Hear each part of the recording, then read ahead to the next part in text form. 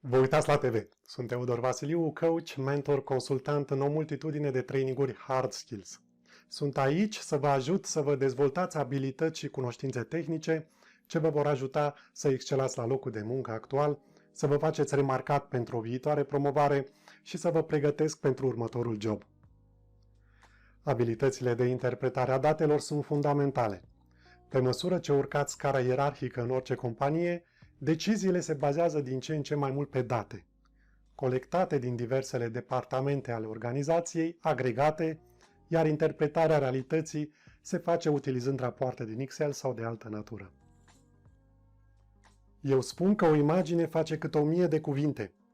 Valuri, palmieri, nisip, plajă. Vă poate duce cu gândul la o vacanță idilică pe malul mării, când în realitate este un val tsunami. Așadar, graficul potrivit, la locul potrivit, vă poate ajuta să sintetizați datele individuale într-o imagine care să vă vorbească. Histograma este unul din graficele puternice în acest sens, deși este de multe ori confundat cu un grafic cu coloane din Excel. Deci ce este histograma? Imaginați-vă că ați ieșit să aflați vârsta oamenilor din zona în care locuiți. Veți întreba o primă persoană, pe a doua și apoi o mulțime de alte persoane. La un moment dat veți avea atât de multe măsurători încât unele se suprapun, altele sunt chiar ascunse. Pentru cei născuți în aceeași dată, ați putea pune pătrățelele una peste cealaltă. Dar astfel de valori exact la fel sunt rare și rămân în continuare valori care sunt ascunse.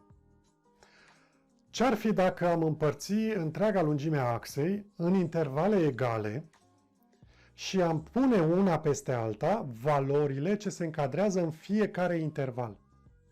Aceasta, prieteni, este o histogramă. Wow!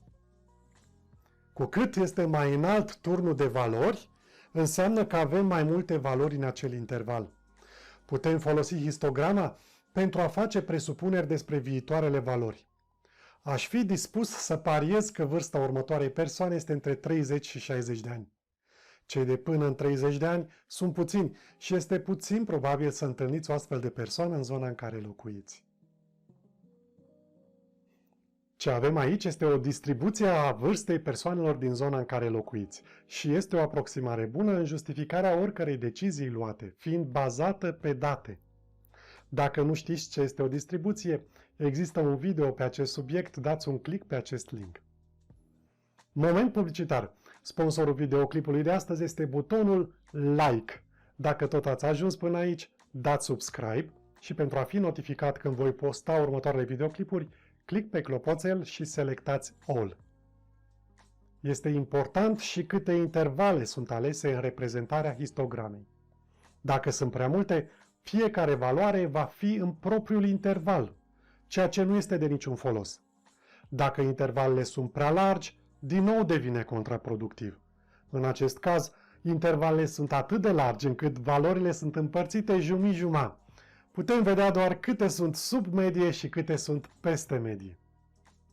Vă veți întâlni cu persoane care nu cunosc modul de realizare a unei histograme, de la colegi până la șefi. Am făcut greșeala să râd în barbă. Ce fel de șef este și ăsta dacă nu știe ce este o histogramă? Vă spun sincer, ironia sau zâmbetul ironic în colțul gurii nu vă va ajuta.